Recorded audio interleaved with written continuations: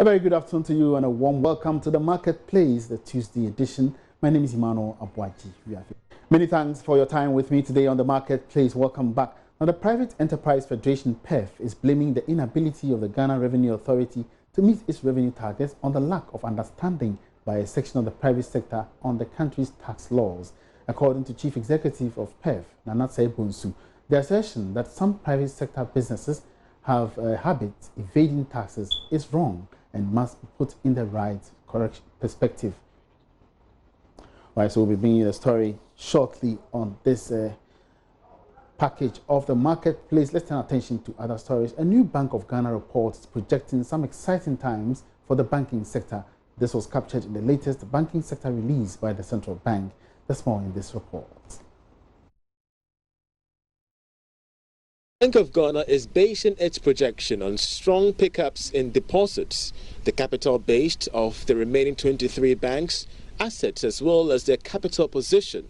The regulator in its report, which assesses the soundness of banks in the country, also maintained that growth of credit post the recapitalization continues to pick up alongside after-tax increase in profits. The capital of banks expressed against their risk also performed way above industry standards, pointing to increased resilience to the sector following the recapitalization. So how is the Bank of Ghana working to sustain strong growth? Well, the central bank says it plans to improve financial intermediation and programs aimed at reducing the industry's stock of bad debts and also intensify credit risk management practices on the part of the banks. However, despite the strong growth of all indicators, some businesses still continue to complain about the difficulties in securing loans and even deposits as well as investments.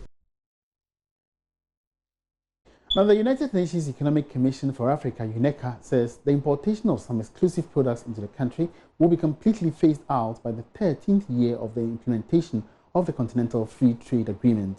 Other economies, including Nigeria and South Africa, have already banned such products. Coordinator of the African Trade Policy Center, David Luke, says the Continental Free Trade Agreement puts all economies on a level playing field. Charles IT has more in this report.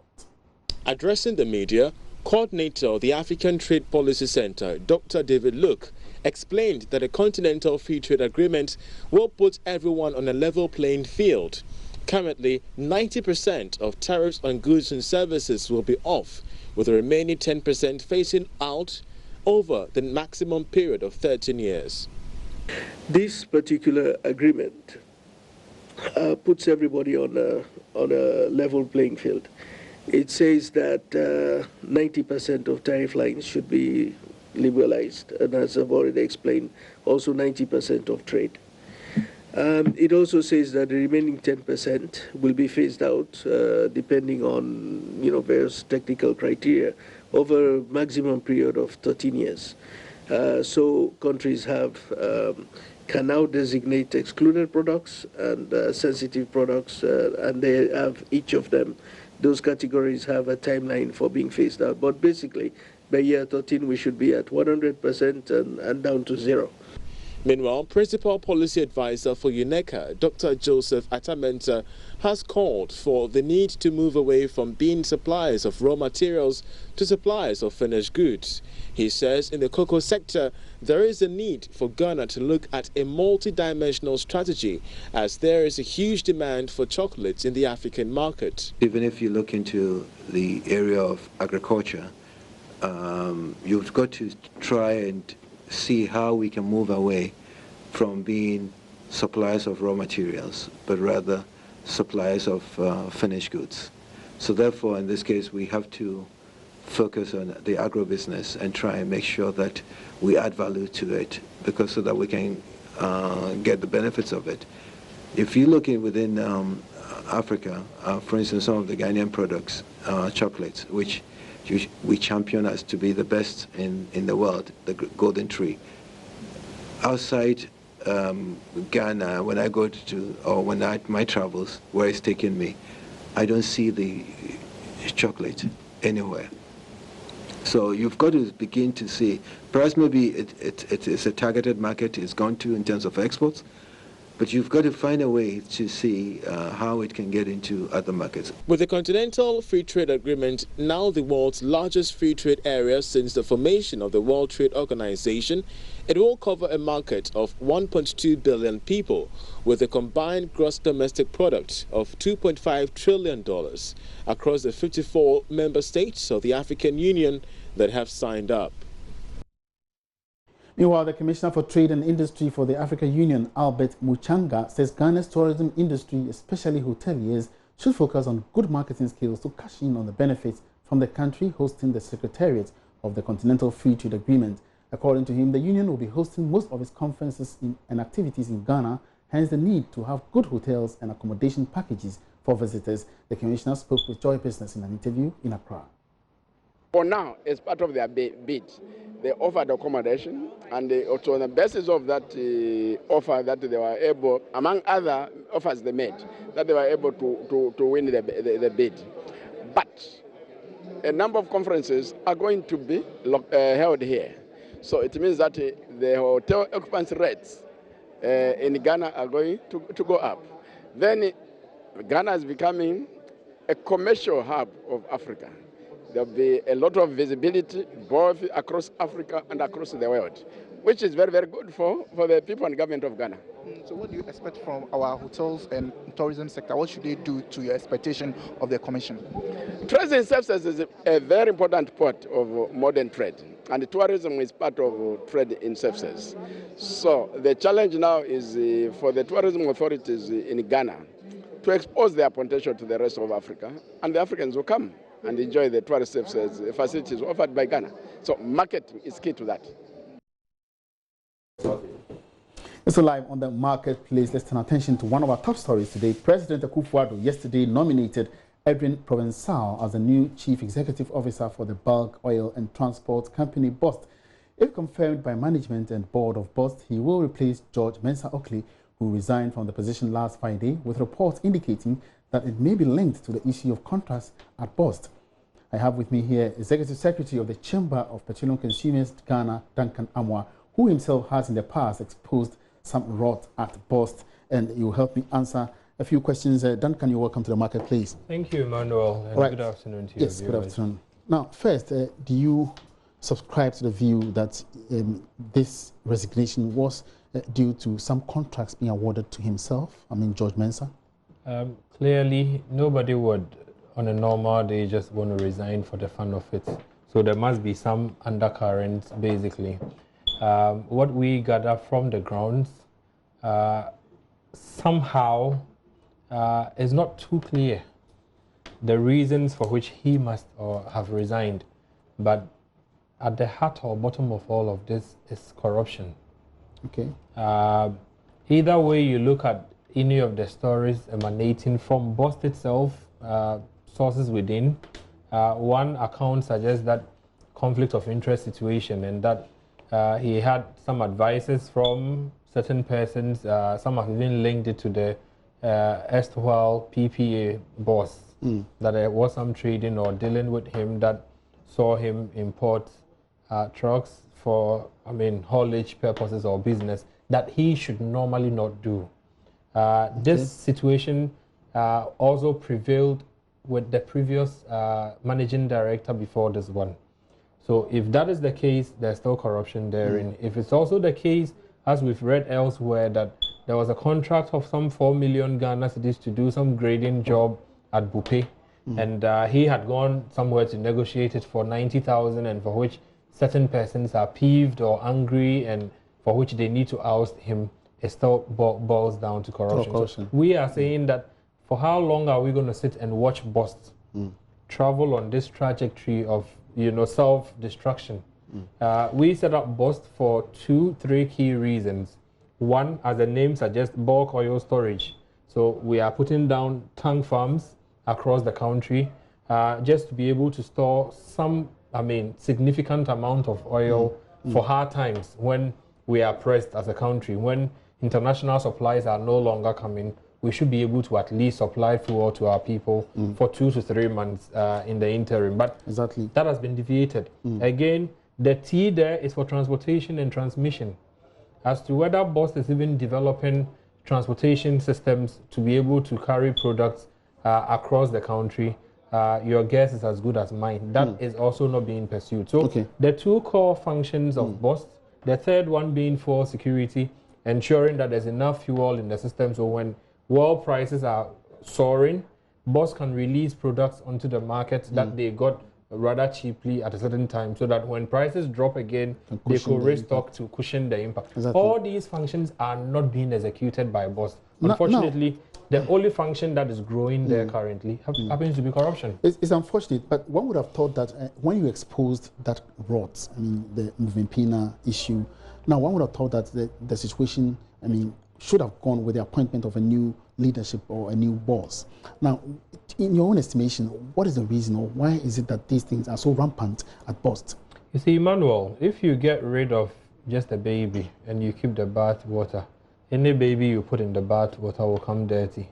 We have said that institutional failings at BOST are quite endemic. So once you move away from your core mandate, right, and pursuing other things, don't be surprised that if Emmanuel is supposed to be in studio now, giving Ghanaians what is new in the world of business, and you're on the field playing football. Clearly, you are a mismatch. It's a mismatch. Okay. So once BOST is not executing its core mandate, right, and it goes into other things, such as throwing contaminated fuel onto a market, which shouldn't be something you should do in the first place, then you would begin to ask, what would motivate someone to do this, other than corruption or some self-gains or financial gains or profits? So at the heart of all the back and forth, again, it's political interference. That's what I was coming to, because if you're saying somebody is not doing or honoring his core mandate, is it coming from the top? Is it coming from somewhere else apart from management? Could that be a factor? Emmanuel, I've had discussions with a couple of energy persons, and we believe strongly that the time is coming when BOST must be diversified so that government could take its hands off. We have private depots across the country. Private depots like Chase, like Sahara, Cyrus, private depots which are who work, make profits, are able to even try paying off the cost of, building those tank farms. Unfortunately, we have sunk so much in, almost $2 billion into constructing these tanks and ensuring BOST is able to work. What are we getting? We are rather getting losses, debts accruing. So there's something fundamentally wrong with the operations of BOST and how things are allowed to degenerate. We are saying that the president should be, worried about this equally. You cannot just sack George Oakley and leave the board. Okay. If the board that supervised or superintended the former Alfred Obin regime has been there, they are still in place. A certain George comes, whether he corrupted himself or people were forcing him to engage in corruption against his conscience, for which he has had to leave. It means that there's something systemic, fundamentally wrong with the system. We are begging Mr. President to ensure that the board is also cleared immediately. So that if you get a new board, a new managing director, you can be quite confident that they will start off afresh. They would now be repositioned in such a way that going northwest is not a direction, let's go south. Okay. If that is not done and it's the same dirty bath water, you bring in a new baby in, I'm quite sorry, we probably will get the same results over and over again. All right, so we don't have much time, but with the coming in of Mr. Provençal, what do you think he should be doing right away? Should he make those systemic changes that you're talking about, or should he wait for those who appointed him to actually give him a new way? Emmanuel, I doubt Mr. Provençal will be able to do much on his own alone. Unless, of course, the corrupt elements within, the people looking for fuel supplies, right? Yeah. Which normal day BDCs will go and transact for -5 or -10. If a certain politician comes to BOST and say, I can supply you fuel at +10, Emmanuel, immediately you should know that BOST will not be able to trade. It will not be profitable. But these are things ongoing. If he says no this morning or tomorrow morning as a new appointee, I can assure you that guns will be pointed at him. So we need to get rid of the systemic, institutional, corrupt practices first. Then he can have, a clean slate to operate from. But as it stands, we are just throwing away the baby. the dirty water is there, a new baby comes in, he would also get dirty in no You time. think Mr. Okle-Mensah should be investigated and not just allowed to resign? If he corrupted himself, should he just go home and spend our monies? We should be able to probe and possibly prosecute him. If he also didn't corrupt himself and persons within the board were forcing him to do certain things he said he wouldn't do, then we should be able to get to those people and also go after them, because they remain in the same system that we are bringing Mr. Provincial to, and that for us is not good enough. Many thanks for your time. Duncan Amwa is the Executive Secretary of the Chamber of Petroleum Consumers. He's been adding his voice to the current development where the President has appointed only yesterday Mr. Edwin Provincial to take over the helm of affairs at the State Storage Facility, the Petroleum Facility Bost.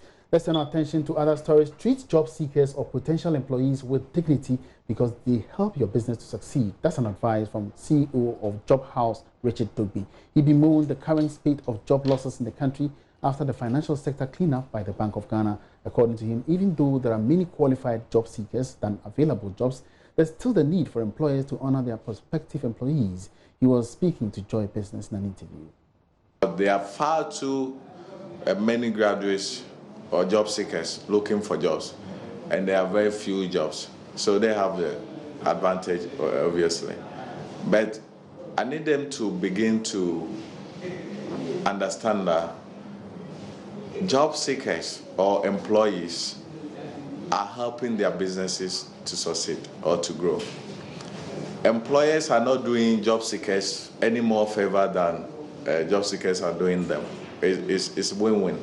So treat job seekers or prospective employees with dignity. We have countless examples in our trade where somebody calls you today, say, Job House, I need this set of people, blah, blah, and you get them a short list. And the next day, they want you to arrange this short list for interview. This is not correct. Then they ask, but I thought these guys are looking for job. Yes, it's true. They're looking for job, but these guys need to prepare. For instance, maybe they even had do so in their place. You need to give them ample time to look their best to prepare, because if you send these guys unprepared, they same, employers are going to say the graduates are half-baked. They don't know what they're about. Treat them with, the respect, the minimal, because these guys eventually, you alone cannot do it. The existing people you have, maybe they are not enough. That's why you want to add more people. And look, companies are built by human beings. Forget about all the softwares. Forget about the money. Forget about all that. When you build a good culture, and people buy into this, vision that you have, and they decide to go the extra mile, the company will succeed. Now, Women's Wing of the Teachers and Educational Workers Union, TEU, is calling on government to also pay attention to non-teaching staff and improve their service conditions. The leadership argues it is in line with the Sustainable Development Goal on equitable, inclusive and quality education. Chairperson of the Women's Wing, Joanna Hammond, addressed the 7th Quadrennial Delegates Conference, which also marks the 60th anniversary of TEU in Kumasi. Prince Appiah has more. The Women's Wing session is prelude to the main TEU conference slated for Thursday. Besides election of new officers, the forum is discussing better working conditions or services. Leadership describes as worrying consistent emphasis on curriculum development, teacher motivation and infrastructure at the expense of welfare of non-teaching staff. Madam Joanna Hammond also called for intensified effort. As employees in educational institutions and workers in the public sector, we are calling on the government to address issues of concern such as critical support premium, the backlog of promotion, increasing workload with implementation of SHS double track, delay in recruiting more non-teaching staff, implementation of the second-tier pension, and utility crisis which is at stake. The theme for the celebration is 60 years of Tewu's contribution to the development of equitable, inclusive, and quality education delivery in Ghana, the role of women. Madam Hammond also reiterated the need for government to pay attention to the conditions of service of non-teaching staff in educational institutions. It is observed that government emphasize on curriculum, teacher and staff motivation, accessibility, infrastructure, etc., as a solution to quality teaching and learning. Quite unfortunate, they forget about the important and indispensable role of the non-teaching staff, more especially the women. In the light of this, I entreat the government and heads of institutions to have positive mindset towards the non-teaching staff since they form an integral part of the educational system. Senior lecturer at the private law department at Kwame Nkrumah University of Science and Technology, Dr. Renee Murray, wants leadership to advocate for members and cited education opportunities to enable them learn best practices needed for a competitive field. As a union, you should contribute to lobby, especially with development partners, for more opportunities for pre-service and in-service training for union members at the workplace, including opportunities abroad, in order to learn best practices needed to be competitive in this fast-changing global world. Meanwhile, stakeholders urge members to exhibit professionalism in contributing to education delivery. Prince Apia reporting. And just before we go, the Ghana Civil Aviation Authority is once again cautioning the public against transacting business by purchasing airline tickets from the Global Ghana Airlines, stating that they have no license to operate. Global Ghana Airline has for the second time published the sale of tickets to passengers offering flights from Accra to Chicago. But in a statement to Joy Business, Director General of the authority, Simon Aloti, strongly emphasized that the regulator has not granted license to any such airline. Director for Economic Regulation and Business Development for the Ghana Civil Aviation Authority, Reverend Stephen Wilfred Arthur, has been speaking to Joy Business. We would still stand by our earlier caution that they ought not to conduct any business with Global Ghana Airlines so far as they are alleged flight service by way of air charter service between Chicago and the city of Accra is concerned, because we do not know of any. Neither has the authorities from the U.S. informed the Ghanaian counterparts, that is the Ghana Civil Aviation Authority, that such an airline seeks to conduct whether charter or scheduled operations. And our team of inspectors will also be required to undertake certain safety inspections amidst other checks. So there is a long way, if ever they intend doing business the right way. But for now, we consider their internal operations as unlawful, and it is in bad taste. The first time it appeared as if they were operating from our end and thereby claiming to be a Ghanaian entity duly licensed to do such flight operations. But this time around, they are claiming rather to be US registered and commencing their charter operations from Chicago to Accra. So we intend also collaborating with the Federal Aviation Administration under the Department of Transportation to really make sure that whatever sanctions that is applicable for such wrongful acts, they also do the needful from their end. So it is a matter of collaborating and also duly alerting them, because we thought that they would come back after doing the right thing by way of going through the proper channels and acquiring all the necessary certification or requirements prior to even announcing any marketing or selling of air tickets, be it air charter or even scheduled operations. Okay. And on that note, to wrap up this afternoon's edition of The Marketplace, it's been great having you on board. My name is Emmanuel Abuaji. Let's meet again same time tomorrow for more interesting developments in the world of business. Have a good afternoon.